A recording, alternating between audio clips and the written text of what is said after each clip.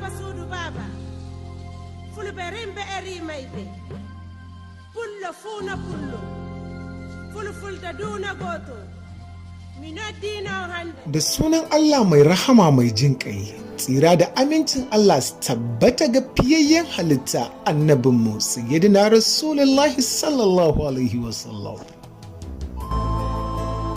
A kowane lokaci ina mai addu'a da Ubangiji subhanahu wata'ala ya bani iko wajen ciyar da bayansa ko fito da su daga ƙangin duhu izuwa haske, ma'ana tallafa musu ta ɓangare da dama. Ina cikakken farin ciki a lokacin da na ga yara suna tsalle suna murna domin biya musu kuɗin makaranta da aka yi. Ko bayan Allah da suka fita daga cikin ƙangin yunwa suka zama a cikin ƙoshi. Ko mutanen da ruwan sha iya musu wahala, sallah, wanka, hatta dafa abinci yake musu wuya domin babu ruwan da za su yi amfani da shi. Lokacin da nake kallon gidauniya ta Sarauniya Charity Foundation ina jin daɗi domin ana yi wa al'umma abin da suke bukata.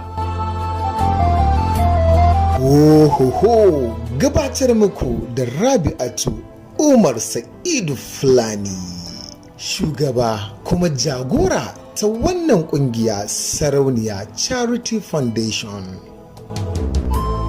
Shahararriyar 'yan kasuwar da ta yi fice wajen ciyar da al'umma da ɗaukaka darajarsu da izinin Ubangiji. Ita ce ɗaya tilo da ta yi shahararren dogon zango a duniya nan da muke ciki. Ma'ana kafar reshika na tallafi a wa'annan ƙasashe daban-daban kama da Saudi Arabia,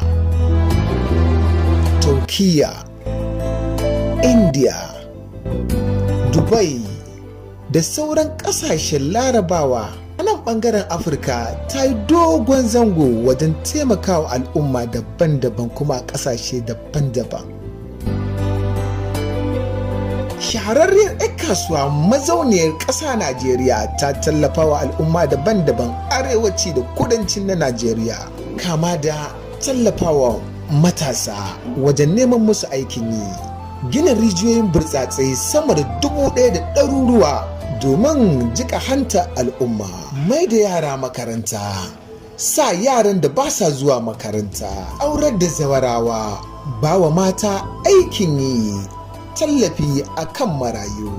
Hajiya Rabi'atu Umar Sa'idu Fulani, shahararriyar 'yan kasuwa kuma cikakkiyar basarakiya mai sarauta daban-daban a faɗin Najeriya, kai har ma da Afirka baki ɗaya. Mace ɗaya tilo da aka karrama ta daga ƙasashe da dama duk akan taimako, tallafi, adalci da take nunawa a ɗaukacin al'umma baki ɗaya.